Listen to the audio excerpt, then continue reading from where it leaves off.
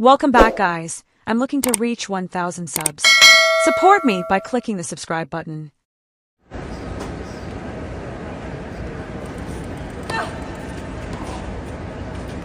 They said she didn't belong. Then she walked into Rome and broke everything. Let's get one thing crystal clear right from a jump.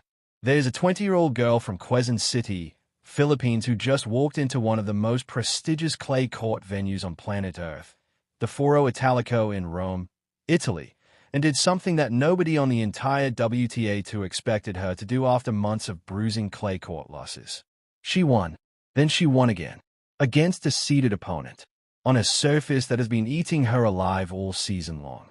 And the tennis world, the same tennis world that once stuck her on a tiny outer court in Melbourne because its algorithms said she wasn't important enough for anything bigger, is currently losing its collective mind trying to figure out what exactly they are dealing with. Because the truth is, they have never seen anything like Alex Eala. Not in this generation. Not on this tour. Not like this. Welcome back to the channel. If you are new here, strap in, because today we are going all the way in on the most compelling, most dramatic, most genuinely historic story in women's tennis right now. And honestly, it might be the most compelling sports story on the planet at this particular moment. We are talking about Alex Eala, world number 42, 20 years old, Filipina, and a woman who is quietly, and sometimes not so quietly, dismantling every single assumption that professional tennis has built over the last 5 decades. So grab whatever you are drinking, get comfortable, and let's go deep on this because there is so much here that is not making headlines the way it should be. And before we get into the meat of this story, let's give you the update that you came here for. Because this story has a fresh, hot, just-happened development that changes the entire narrative arc of what we are about to discuss. On May 6, 2026, Alex Eala stepped onto the Pietrangeli court at the Foro Italico and delivered a 6-0, 3-6, 6-4 victory over Poland's Magdalena Frech in the first round of the 2026 Italian Open. A match that took 2 hours and 7 minutes. A match that required her to come back from a 1-3 deficit in the deciding third set. A match in which she saved 6 of 9 break points. Then, just when people thought she might need a breather, she turned around 2 days later on May 8th and went out there and beat 31st seed Wang Xinyu of China, 6-4, 6-3, to advance to the round of 32, the third round of a clay court main draw, for the very first time in her entire professional career. After going down 0-3 to start the match. After losing to that same Wang Xinyu in Auckland back in January. She came back. Again. She always comes back.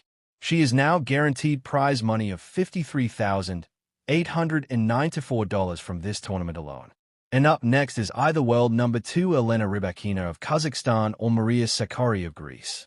We are not in outer court territory anymore. This is the deep end of the pool, and she is swimming. But here is what you need to understand. The results on the scoreboard, as impressive as they are actually the least interesting part of this story. The scoreboard is just the surface.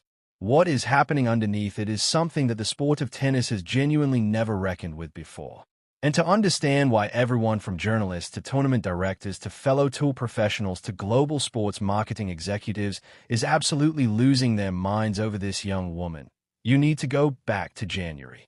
You need to go back to a moment that, in retrospect, was the spark that lit the entire fire. January 19th, 2026. Melbourne, Australia. The Australian Open. Alex Eala's very first Grand Slam main draw match of her career. She was ranked number 4-9 in the world at the time. And because professional tennis has always operated on the assumption that ranking equals relevance, the Australian Open's court assignment system did exactly what it was designed to do. It looked at the number next to her name and it put her on court 6. A modest outer court. A sensible, perfectly logical, by-the-numbers decision. Hundreds of seats. Perfect for a first-round match between a debutante ranked 4-9 and her opponent.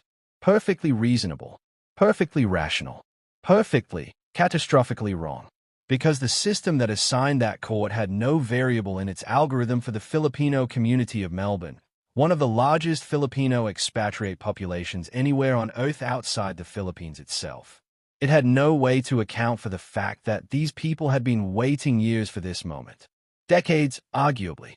The moment when one of their own walked onto a Grand Slam main draw court for the first time and represented an entire nation of over 115 million people on the biggest stage in tennis.